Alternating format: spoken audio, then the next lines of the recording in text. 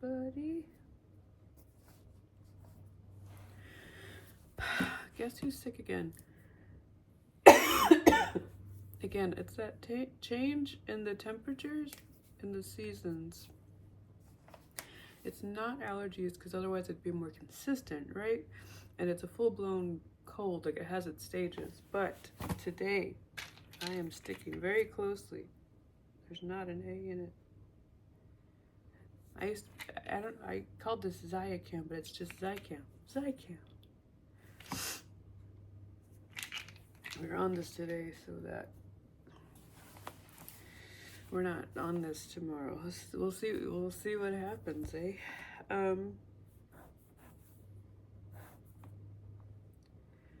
17:8. You will be interested to know, well, I don't know. You might be interested to know, I filmed a reaction to part 1 of the 10 Commandments yesterday. I still have to circle around and see actually how my audio turned out.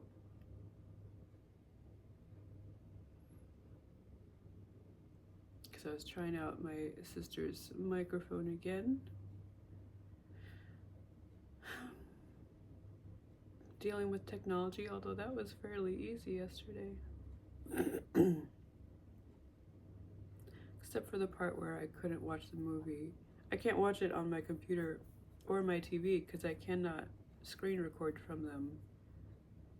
I couldn't screen record. I rented the movie from YouTube. So I'll have to try other streaming platforms to see. It said my browser was out of date. Yeah, I'm still, yeah, technology stuff. So again, I don't know when those are going to be released, edited. I'm trying not to become just completely stressed about these next 3 months, just the whole moving process. Being sick doesn't help.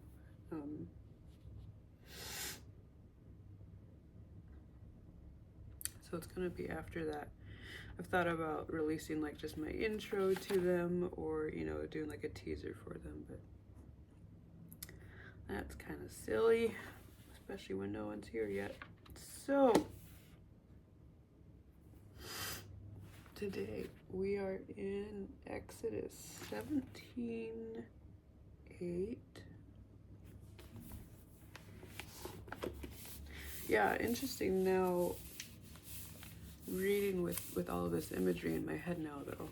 So if y'all haven't seen the movies, maybe go see them. Go see the clips on YouTube, and appreciated the DreamWorks animated Prince of Egypt from 1998. I was 7 at the time when it originally came out. We saw it in theaters. My dad had a problem with it, but just Hans Zimmer. And I realized through the reaction that it's the same composer as lots of things, but I think he did Lion King. So I think that's partially kind of what, especially psychologically as a young child, just kind of how that gets you in the feels as well.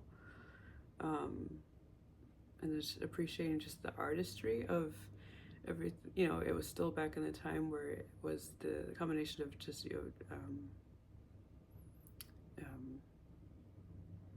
drawn colorized art in that way versus the animation as it was progressing. I don't know all the technical jargon, but so it had all the characters were moving animation like Aladdin, like Little Mermaid.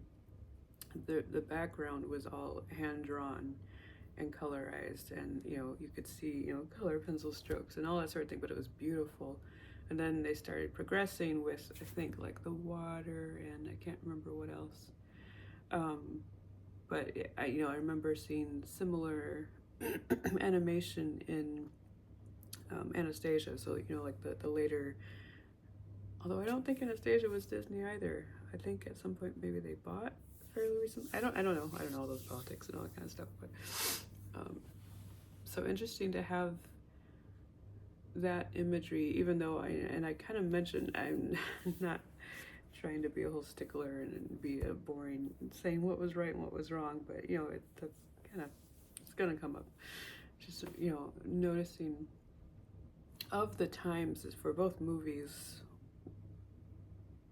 what they bring into the story, what they assume outside of what we're given. Because like I keep saying, as we are reading through them, they're kind of short, aren't they? They're not as drawn out and dramatized for story's sake, for Hollywood's sake, for entertainment's sake. And yeah, I'm really curious to know why we only have what we have for 10 Commandments. So both movies kind of have I mean, Prince of Egypt just has a black screen with writing on it saying, we realize this is an important story for many different cultures and religions. So we're doing our best to honor the story in that way. Sorry.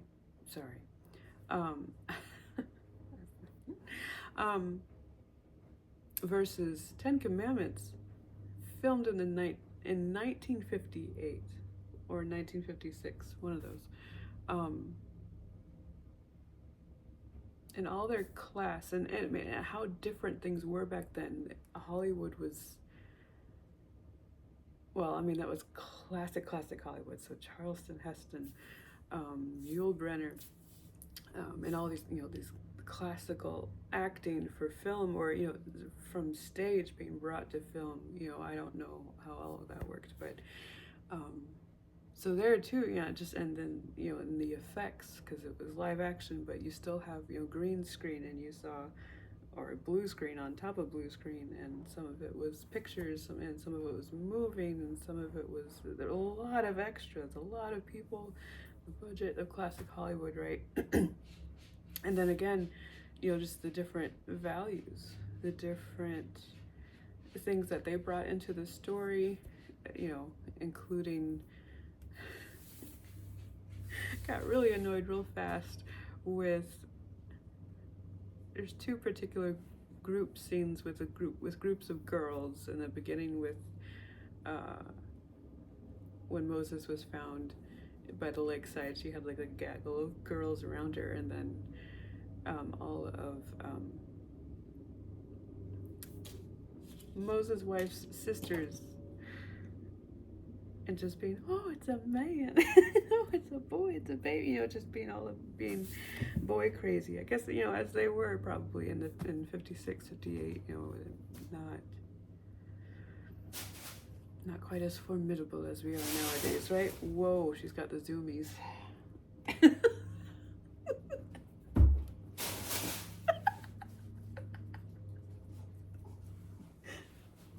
Don't make yourself sick. Don't hurt yourself, crazy girl.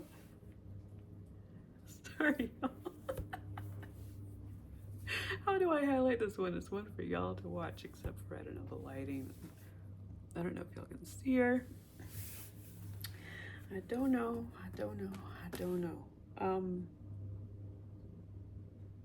So yeah, 10 Commandments.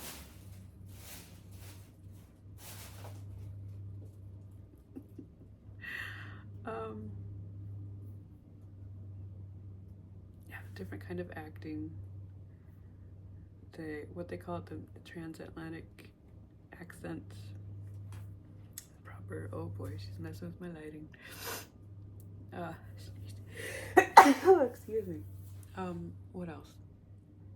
The costuming, the makeup, I almost said the clothing. Costuming and separately the clothing, the sets, the effects I've already mentioned, the lawnmowers. Yeah, and so 10 Commandments actually showed a stage. It showed a gentleman coming out from behind the curtains and giving a speech, and there's different parts, almost like Jesus of Nazareth, that movie, having kind of these longer I mean, you know, just as an audience, especially of that time, I can imagine with different movies that came out then. I would think filmmakers would know that the audience was okay with watching the acting of those moments of Moses going through the desert and just struggling, you know, taking off, you know, what he had, you know, being beaten down by the sun, not having water, struggling with his staff, his sandals, his, you know, all that kind of stuff, the wind and the dust and the sand. But throughout that part, they had narration, just describing his what he was going through, and putting that in the context of the weightiness of the story. And at the beginning of the film, saying, you know, in the beginning of the film, I mean, you know, back when, you know, all the credits were in the beginning of the film. I wonder how loud that is for y'all. I'm sorry. And she did totally just mess with.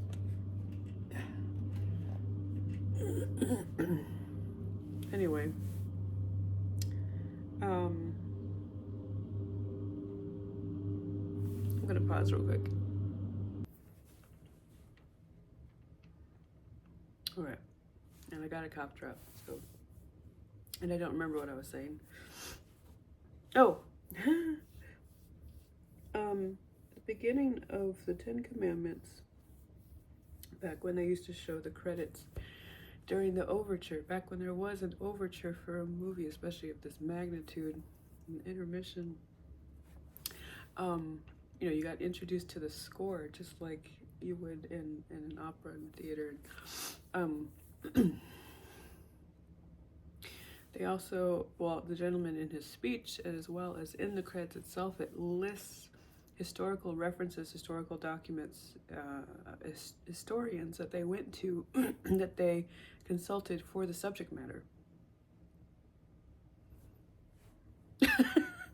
What was this back when they had the money to?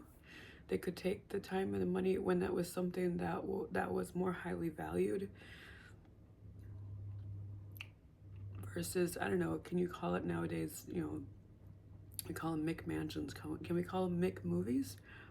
I don't know, just with all the streaming services and them losing money and Hollywood just having gotten so big, I don't like talking politics, but just, we all live it, right? We all see it. Just the difference in quality, the difference in what people value in terms of storytelling, in terms of versus the business. And that's what all these YouTube videos are up about, you know, the reactions of the consumers, as well as the reactions of the experts who are actually doing these jobs and saying, I mean, they're just doing that for Hollywood's sake. It's just kind of a common thing that we say nowadays, but to see them back then, and again, still, it is still Hollywood in 58 and 56.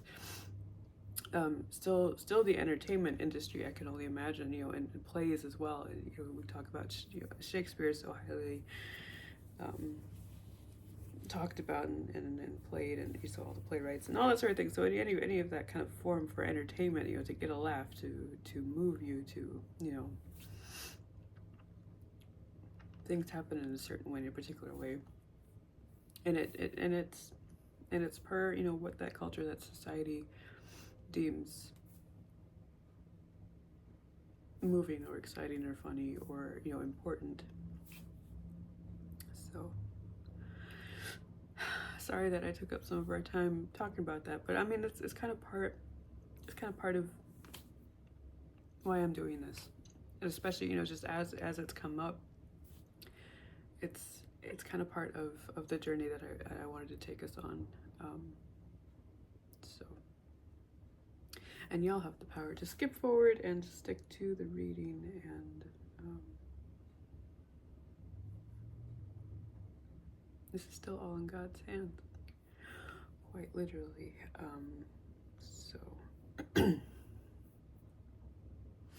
So yeah, don't know when those are gonna get edited and out there. Have to figure out how to do the whole Patreon thing, get them synced up, do all that kind of stuff. But now I've got, well, 3.5 movies to put out there. we'll see what happens. But now we can get to some reading. 17:8.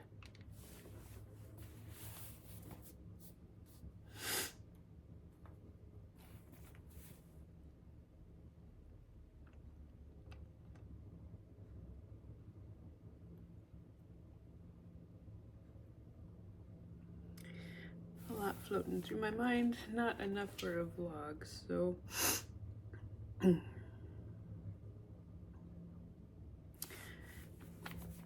so let us pray.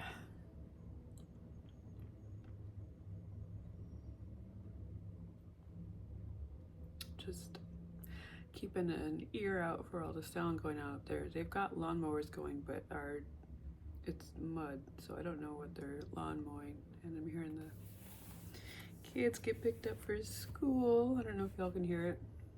Let's pray on.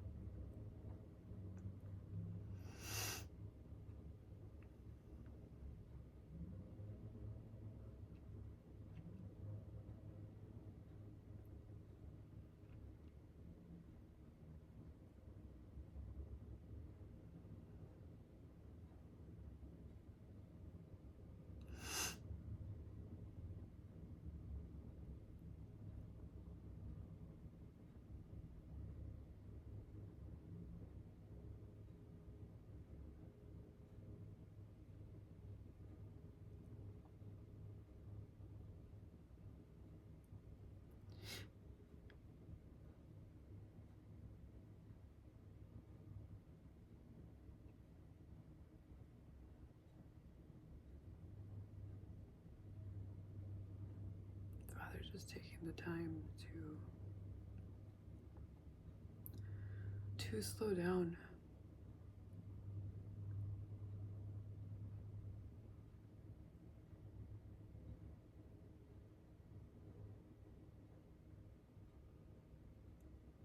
Block out everything and just get to the reality of what we're doing here. And that's, I mean, coupled with me and my dramatics, but or I don't know, just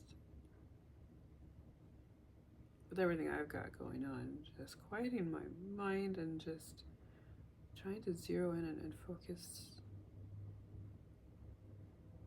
and remember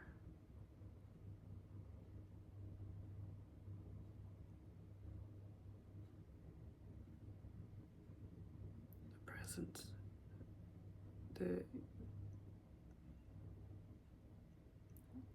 who is walking with me, and how and why.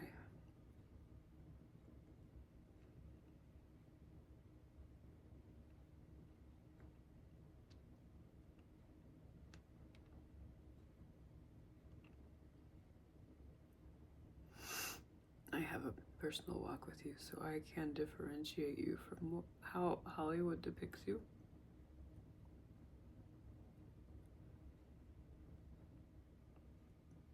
I think Prince of Egypt did a better job than 10 Commandments. 10 Commandments was literally some guy going, "Hello, I'm God." You can actually hear him. I mean, and we know how you've been depicted throughout time. I'm grateful that I know you differently. Maybe it's a little too casual, but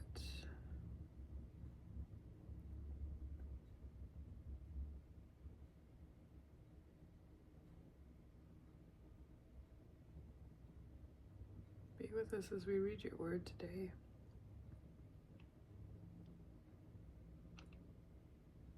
Be with whoever comes along. You know who they are.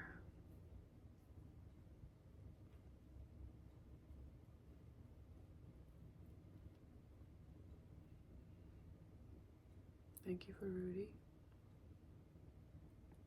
And I pray these things in Jesus' name. Amen.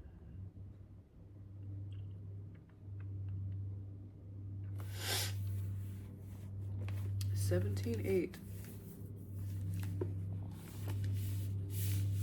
And I'm going to bring it up again because I don't know where we're at with who's coming along, how. Again, I'm kind of seeing that trickling effect of people catching up. And I can't quite make it out on the metrics, on the analytics, just seeing whether or not it's just people just kind of clicking on it and going away, or if they're actually watching the whole thing. I know, I'm messed up. So I was going to bring up again, checking out the Promised Land series, the YouTube series. A series about the Promised Land, about these times that we're reading about. It starts, I've only seen the first episode, and it starts with after Moses hits the rock, but it's filmed in the style of The Office. So in the interview, and it's a comedy, so it's funny. Y'all go check it out if you're not offended by. If it's a stumbling block for you, all respect.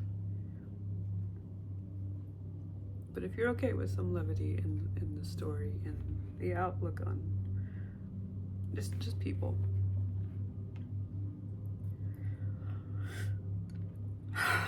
Let's read. All right, 17:8. Sorry, I've never done this with something in my mouth. Let's see. Then Amalek came and fought against Israel and Rephidim. Okay, it's gonna come up. That's just kind of how it's naturally gonna happen. In the Ten Commandments, you can tell if they use the names of Moses's parents. They use the heritage of Jethro, and the heritage of Moses being a Levite. They focus in on that, so you can tell.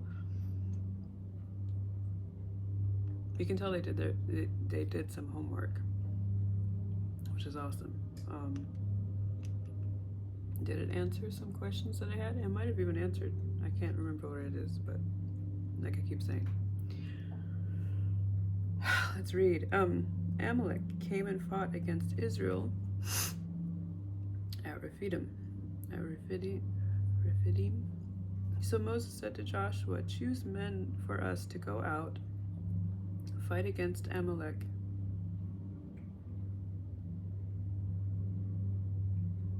I think there's an "and" missing in there. "Tomorrow I will station myself on the top of the hill with the staff of God in my hand." I have yet to figure out, since I've only done the first part of the Ten Commandments. They've introduced a Joshua character, and it's more for a romance story, which is kind of really annoying. Again, it was different times, but they haven't yet said whether or not it's this Joshua.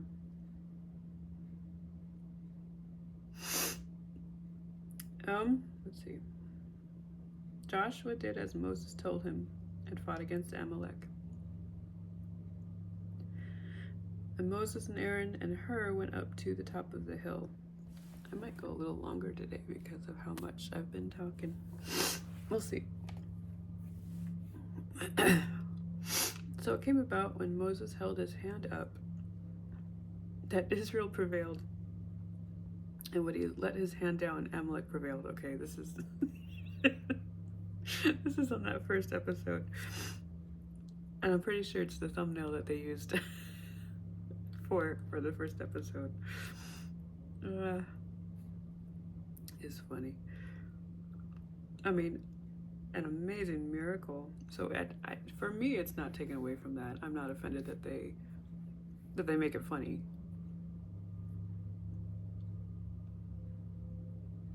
I still realize the miracle because I live it daily.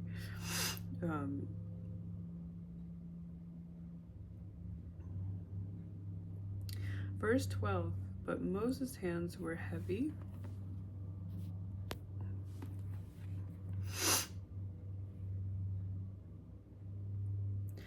Then they took a stone and put it under him. They got this right, and he sat on it, and Aaron and Hur supported his hands. one on one side and one on the other. Thus his hands were steady until the sun set.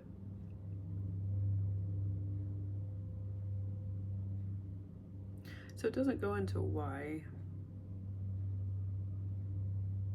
Just Amalek comes and, well, I mean, I can only imagine it's in response to seeing them exit Egypt.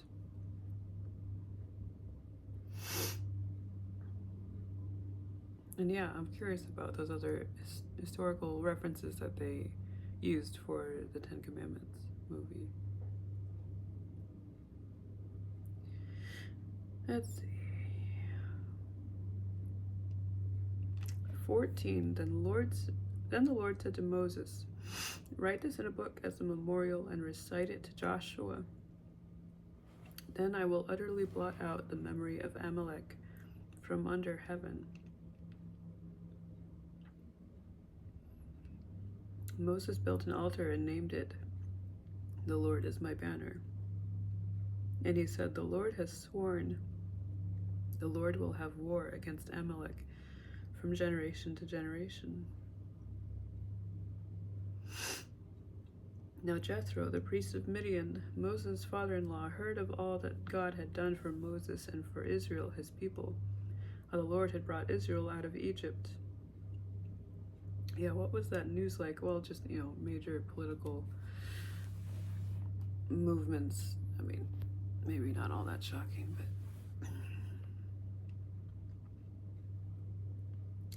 Jethro, Moses' father-in-law, took Moses' wife Zipporah, after he had sent her away. I might be getting confused by all the dramatizations, but I don't recall from what we've read that he did that. It's not even necessarily in the dramatizations, but I mean, I can see it, or in the series coming back. I don't remember. I don't know. And her 2 sons, of whom one was named Gershom, for Moses said, "I have been a sojourner in a foreign land." The other was named Eleazar, for he said, "The God of my father was my help and delivered me from the sword of Pharaoh."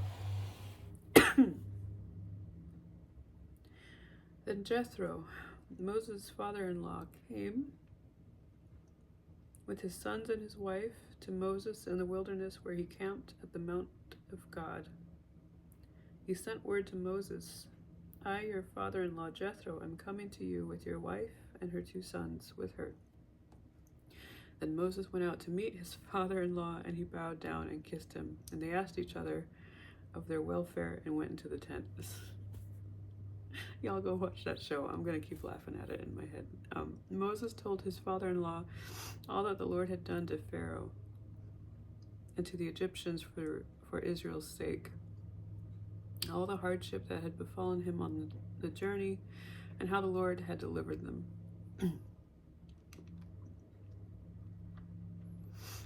Jethro rejoiced over all the goodness which the Lord had done to Israel in delivering them from the hand of the Egyptians. So Jethro said, "Blessed be the Lord who delivered you from the hand of the Egyptians and from the hand of Pharaoh, and who delivered the people from under the hand of the Egyptians. Now I know that the Lord is greater than all the gods. Indeed, it was proven when they dealt proudly against the people." Then Jethro, Moses' father-in-law, took a burnt offering and sacrifices for God, and Aaron came with all the elders of Israel to eat a meal with Moses' father-in-law before God. It came about the next day that Moses sat to judge the people, and the people stood about Moses from the morning until the evening. Now when Moses' father-in-law saw all that he was doing for the people, he said, "What is this thing that you are doing for the people? Why do you alone sit as judge, and all the people stand about you from morning until evening?" Moses said to his father-in-law, "Because the people came to me to inquire of God."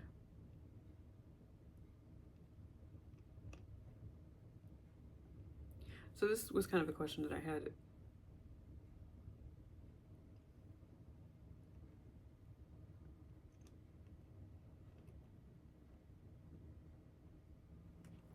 So right now they're parked somewhere. They're camped somewhere. They're not wandering in the wilderness. They're not moving.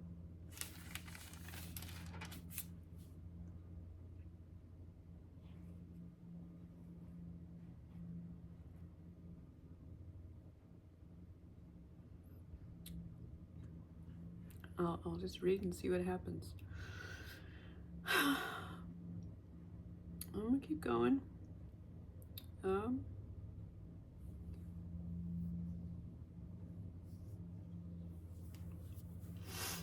15, Moses said to his father-in-law, because the people came to me to inquire of God, when they have a dispute, it comes to me, and I judge between a man and his neighbor, and make known the statutes of God and his laws.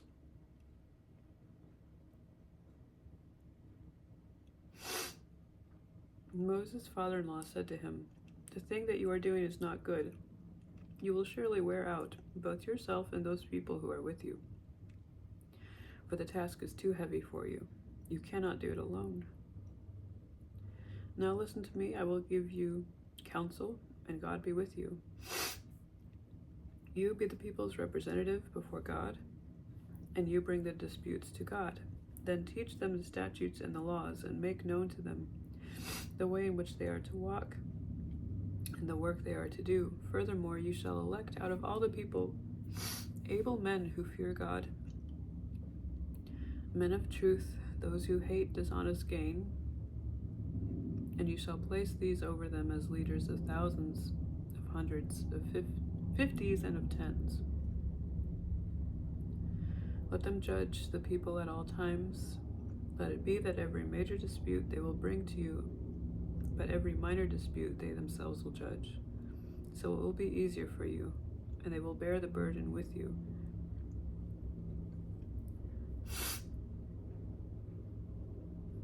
It's also very much a line of accountability. I mean, this is obviously, we're setting up a political system, both politically speaking, and in the church, deacons and elders and teachers, and y'all know how messed up all of that is nowadays.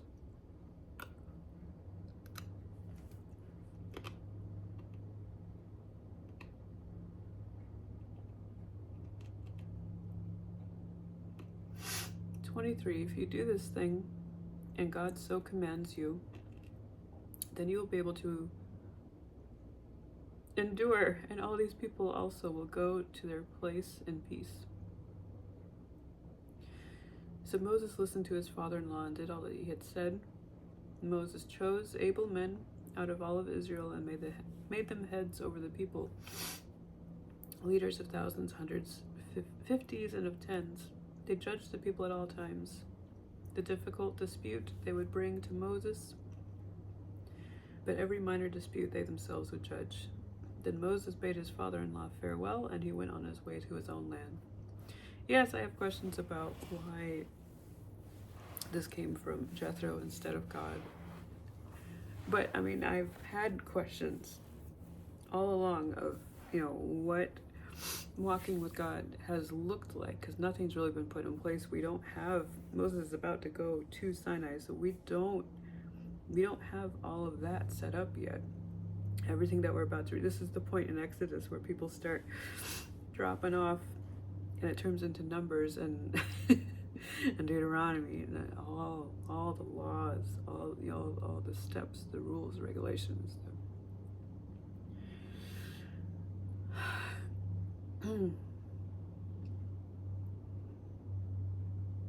And I know that at some point they turned from judges and turned to a king. The people begged for a king because that's what everyone else had.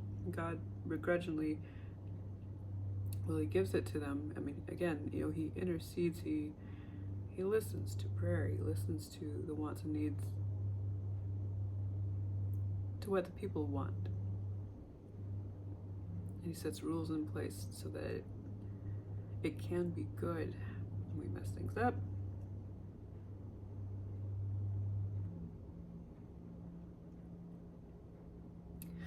So, more and more questions, but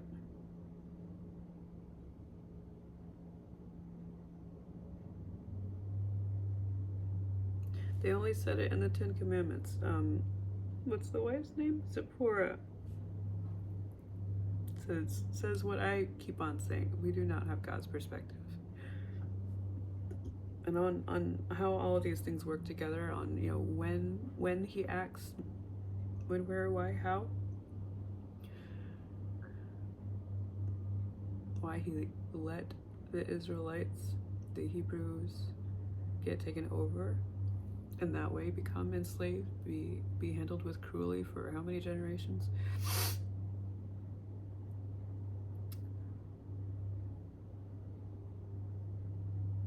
We do not have his perspective. And I heard her saying that in a movie in the same way that I heard people in the church, or just hear Christians just saying it, just kind of in an obligatory all my words just poof out of my head. I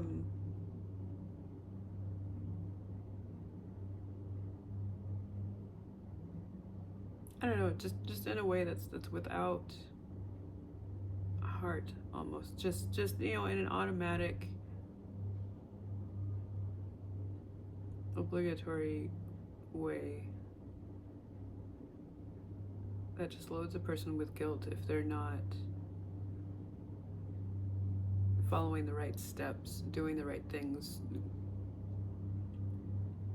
performing the right actions, the right moves. It's all about works. It's all about just following the rules versus walking with God and understanding who he is and what he is, and that he loves you and that he delights in you, and that we were meant to do this together, not as boss and employee. I'm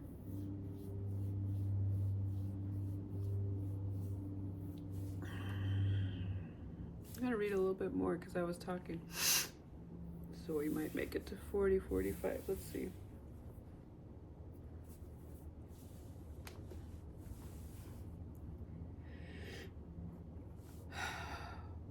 In the 3rd month after the sons of Israel had gone out of the land of Egypt,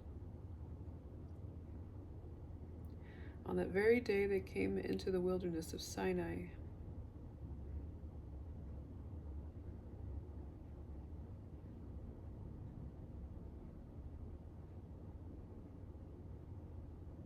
When they set out from Rephidim,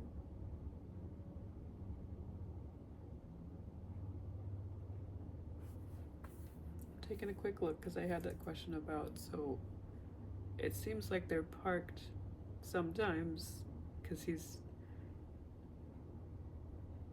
getting these people daily into a tent from morning to evening, so it kind of very much sounds like they're not moving. But I mean, we know that the Israelites moved until they were ready for the promised land, so wandered.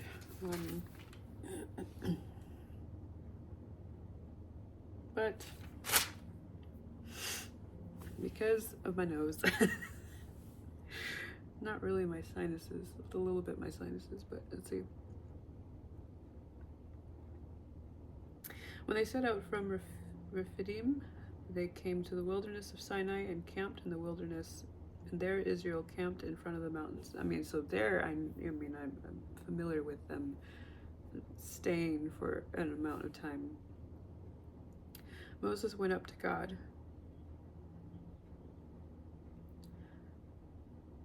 And the Lord called to him from the mountain, saying, "Thus you shall say to the house of Jacob and tell the sons of Israel, you yourselves have seen what I did to the Egyptians, and how I bore you on eagle's wings and brought you to myself. Now then, if you will indeed obey my voice and keep my covenant, then you shall be my own possession among all the peoples, for all the earth is mine. And you shall be to me a kingdom of priests and a holy nation. These are the words you shall speak to the sons of Israel. So Moses came and called the elders of the people and set before them all these words which the Lord had commanded him. All the people answered together and said, all that the Lord has spoken we will do.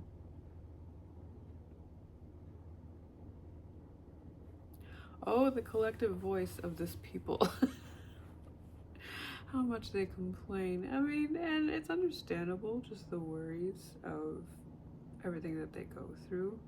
But just to hear, just collectively in bunches at a time, just hearing they're worried, they're complaining. They love God. They give everything to him. They're worried, they're complaining. Why did God do this? I mean, it's human nature, right? Y'all, I'm sorry about his lighting and stuff. But it's just aggravating, right? You're hearing it from outside. But it is relatable.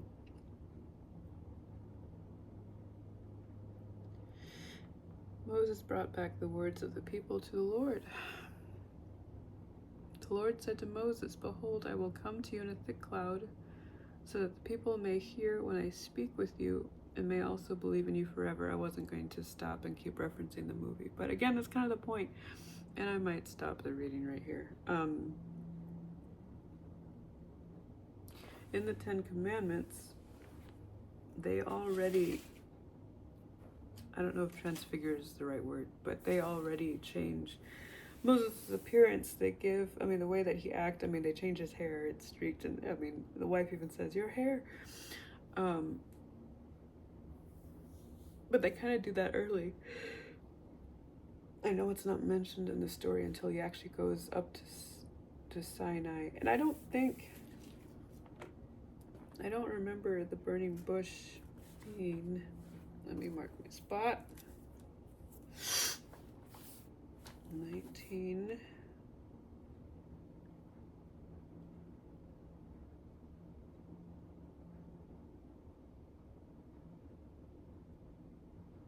I'm gonna call it 8.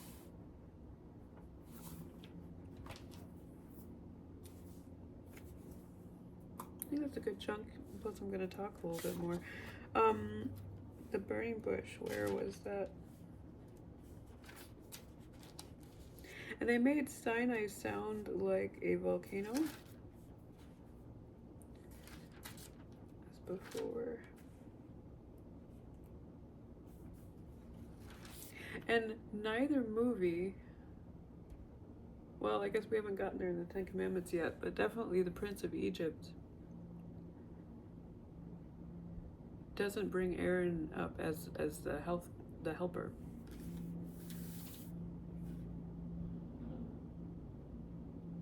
We have already done the burning bush in 10 Commandments. And that was way shorter. They didn't show everything that they said, everything that was done on there.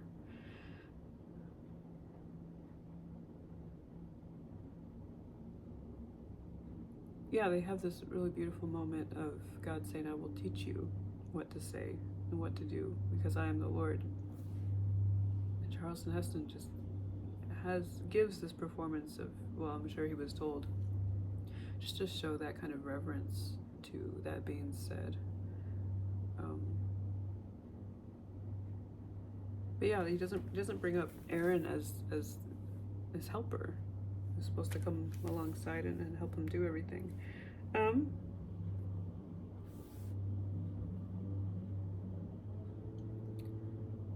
West side of the wilderness, and came to Horeb, the mountain of God.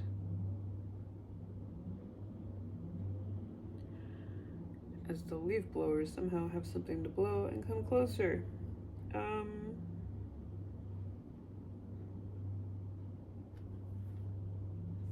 So I'm completely missing the point of Horeb being the wilderness around Sinai. Okay, let me wrap this up before they